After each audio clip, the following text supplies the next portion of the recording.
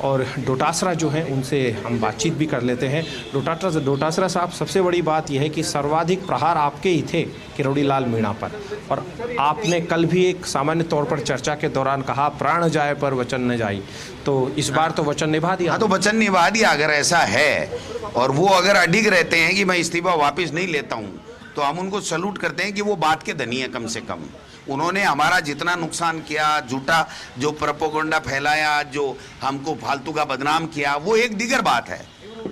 वो उनका काम था, वो सक्सेस हो गए। हम उसको उनके परसेप्शन को तोड़ नहीं पाए। सही हो गया। आपकी सरकार में भी होते थे बहुत सारे प्रकरण ऐसे आए कि इस्तीफा देने की बात आपकी सरकार में भी उस वक्त होती थी। कभी इस तरीके से किसी का अपमान नहीं हुआ था। और जो सरकार में बैठा व्यक्ति है उसकी कदर नहीं होगी तो आम जनता के क्या हाल होंगे इस सरकार में, आप बताइए। इतने वरिष्ठ अगर नेता का भी इज्जत नहीं हो रही है, आला कमान मिल नहीं रहा है, मुख्यमंत्री काम नहीं कर रहा है, ब्यूरोक्रेट्स हावी हैं, उनको 7 बार, इस 7 महीने में 7 बार तो चीफ जो हमारा सीएस है उनसे मिलना पड़ा अपने काम कराने के लिए। मुख्यमंत्री से 4-5 कह रहे हैं उनकी तकलीफ दूसरी थी। उन्होंने वादा किया था कि यदि मैं दौसा सीट नहीं जिता पाया, दूसरी सीटें नहीं जिता पाया तो इस्तीफा। नहीं, उन्होंने कोई वादा नहीं किया था। उन पे बात थोपी गई थी।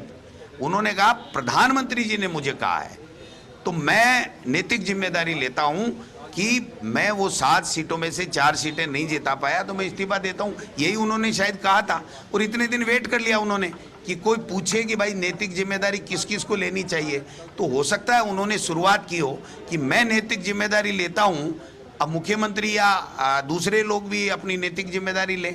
ये शुरुआत उनकी हो सकती है। वो अपनी बात वो ज़्यादा बता सकते हैं। मैं तो ये कह सकता हूं कि उन्होंने हमारी सरकार को बदनाम करने के लिए जितना झूठा परसेप्शन बनाया, उसके बाद में जब सरकार आ गई तो उनकी बेइज्जती हो रही थी, उनको पूछा नहीं जा रहा था और उनका अपमान हो रहा था।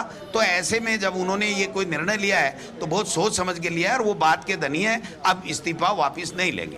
तो गोविंद सिंह डोटासरा का यही अंदाज सबसे रोचक होता है। उनका कहना है कि बात के धनी है, अब वो इस्तीफा वापस नहीं लेंगे, ये गोविंद सिंह डोटासरा ने बोल दिया है। और उनका जो ये सियासी व्यंग है ये अब लगातार चर्चाओं में रहने वाला है। जो फर्स्ट इंडिया न्यूज़ की स्क्रीन पर उन्होंने दिया है कि उन्होंने कल जिक्र कर रहे थे प्राण जाए पर वचन नहीं जाए जैसी बात का। हमारे साथ पंकज सोनी भी हैं, हमारे एसोसिएट एडिटर, उनसे भी हम बात करते हैं। पंकज, किरोड़ी लाल मीणा का इस्तीफा तो 2 दिन पहले हो चुका था, लेकिन तस्वीर अब निकल कर साफ आई है जब निश्चलानंद सरस्वती के कार्यक्रम में, जो कि मानसरोवर चल रहा है, उस कार्यक्रम में सारी चीज़ स्पष्ट हो गई। अब वहाँ धीरे धीरे करके लोग भी, उनके समर्थक भी पहुँचना शुरू हो जाए। देखिए, लोकसभा चुनाव परिणाम के बाद से ही ये बिल्कुल कयास लगाए जा रहे थे कि डॉक्टर किरोड़ी लाल मीणा अपना इस्तीफा दे चुके हैं, लेकिन शायद ऊपर से आला कमान की तरफ से किसी तरह का उनसे संवाद किया गया था। उसके बाद ये मामला शायद कुछ समय के लिए ठंडे बस्ते में चला गया था। लेकिन जैसा कि सूचनाएं आ रही है, अब ऐसा लग रहा है कि जो डॉक्टर किरोड़ी लाल मीणा है वो शायद इस सरकार में बने नहीं रहना चाहते, तो इस्तीफे की बात उनकी सामने आ रही है।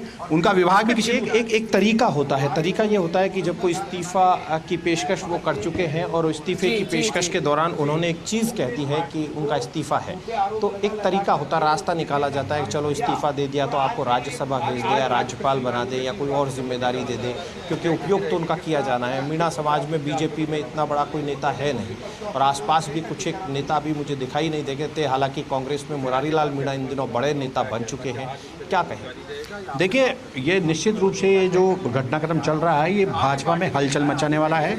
भाजपा आलाकमान जो है ये इस्तीफे वाली जो राजनीति है उसको पहले सिरे से नकार चुका था जब लोकसभा चुनाव के बाद इस तरीके इस्तीफे की पेशकश की गई थी।